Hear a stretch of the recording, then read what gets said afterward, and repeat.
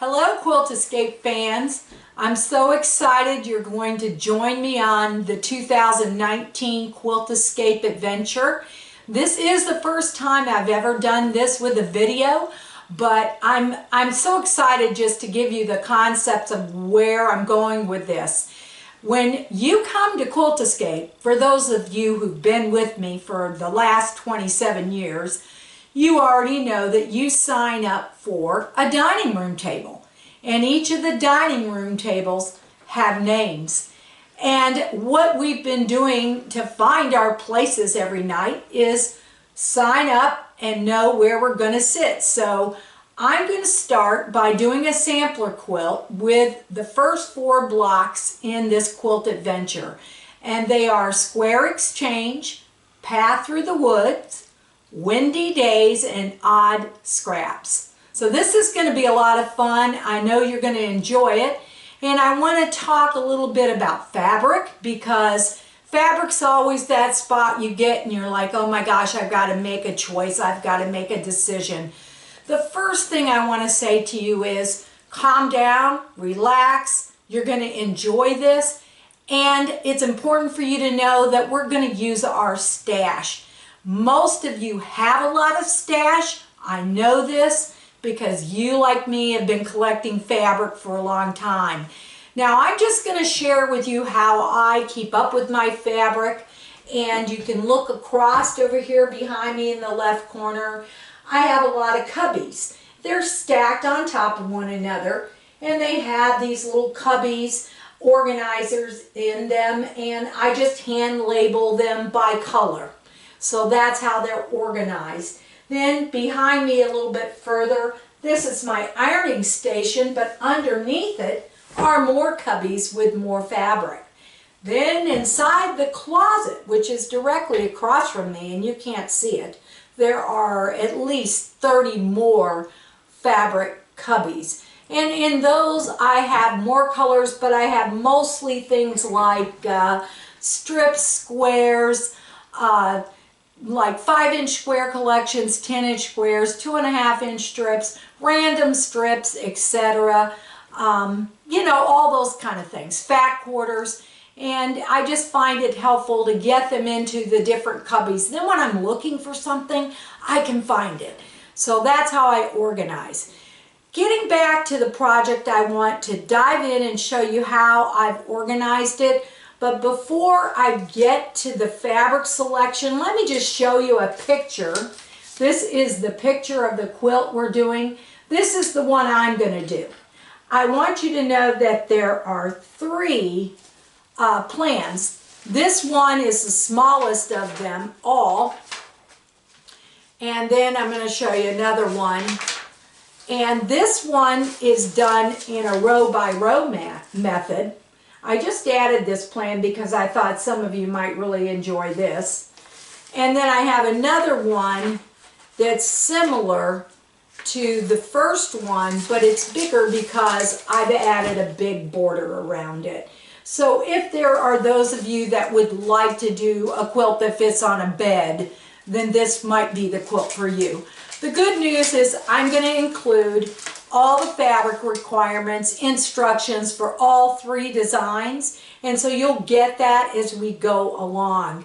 I have selected a neutral background, and now I want to talk about the fabrics and show you what I mean by your stash.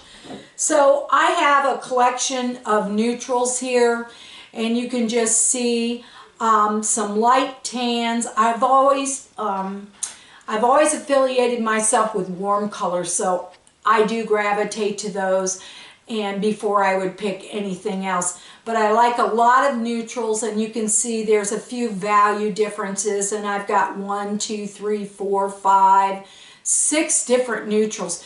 What's good about this, and it's all out of my stash, is if I run out of one of these, I can just pull something else. You don't have that moment of panic where you're thinking, well, I'm out of the fabric, now I've got to search for it.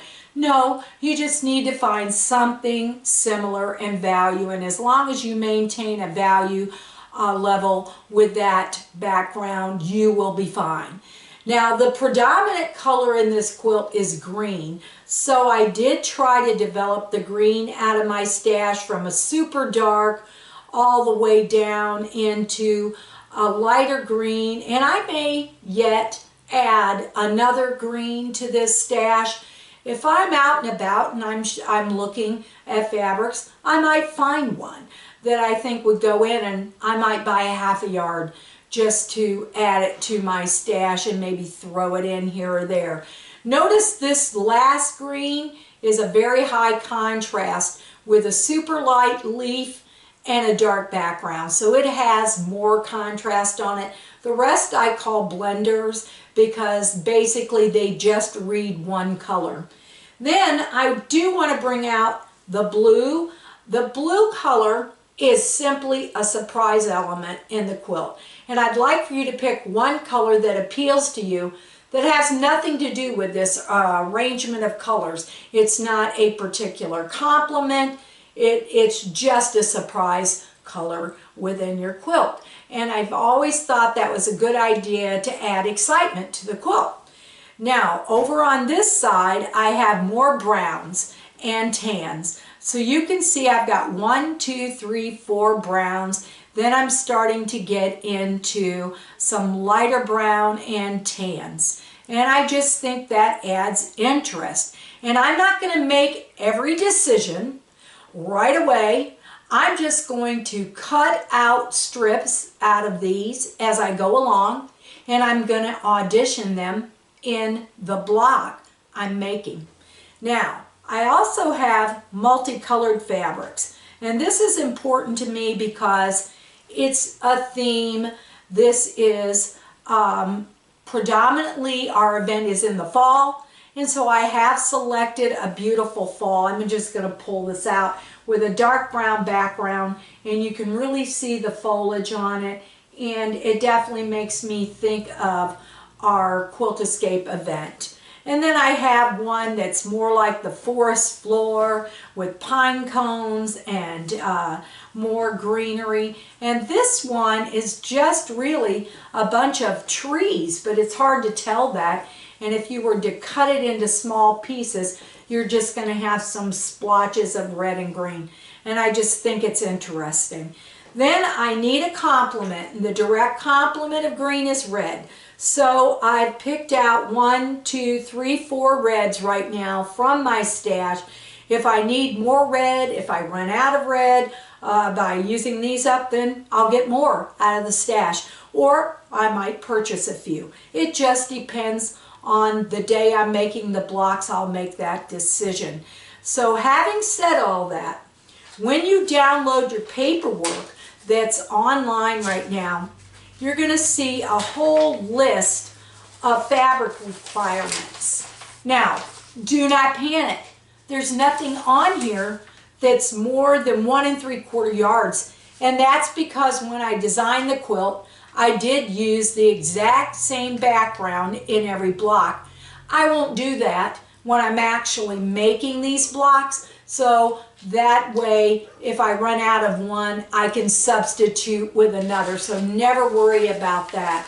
The border is this dark green. I have quite a bit of that, and that's the only place I see really needing more than 2 yards, maybe 2.5 of a border fabric. So that gives you a good idea of what we're going to be doing. And I also want to talk to you about a way to organize your blocks when we get to the point of cutting. And Drew and I made up these boards. I have 4 of them. I got them at Dollar General. They're just foam core boards, and we used hot glue basically and cut this batting piece to fit the board. It was twice this size, cut it in half, and so it took me 2 boards. It cost me $2 to make 4 of these boards. I wanted to make 4 because as we go through this process, we are actually going to do 4 blocks at a time.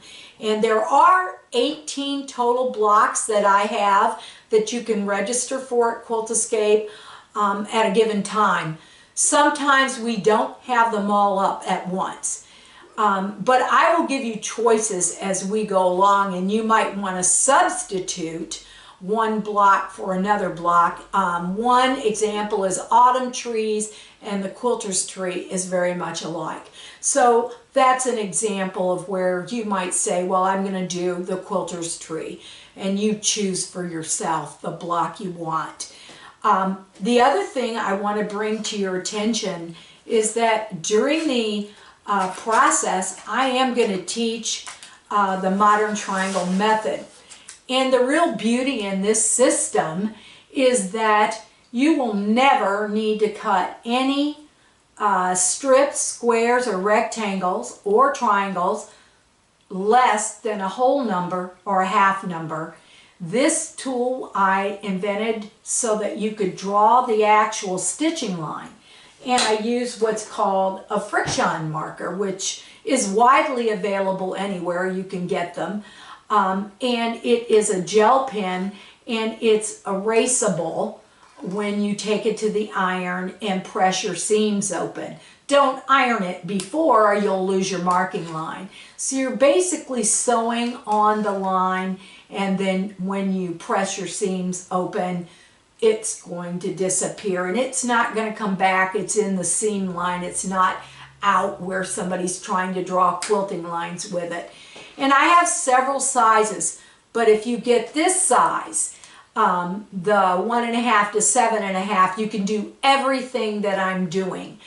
These blocks are 12.5 finished, meaning they're 13 inches when they have seam allowance. That may seem odd to you, but almost every one of these blocks is a 5 patch. And so what we're looking for is to make a unit within that 5 patch block easily divisible. So that makes each unit finished at 2.5 inches.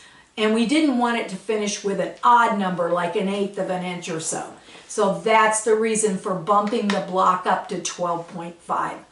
I also have smaller sizes, the exact same tool, just in convenient sizes. But this one I'll give you, this is $15. You can send for it. I'll mail it right out to you and you'll be ready to go. For those of you that already have it, good to go. If you bought this from me years ago, I'll show you how to work with this. And that's basically the concept going on behind the patchwork, if you will. And I think you're going to enjoy it because you'll find out not only is your rotary cutting life simple, but your piecing is easier. The accuracy is 100% guaranteed. You're going to come out with a 2.5 inch unit of patchwork, which is what we need in this particular case. You will be very satisfied with your results, and that's important to me, and in the end I think it'll be very important to you.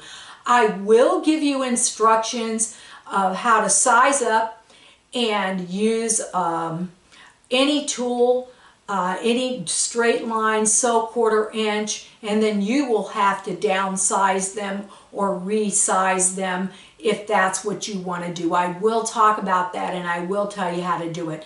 But I really am going to focus on this technique because I love it, and I think you will too by the time we're through.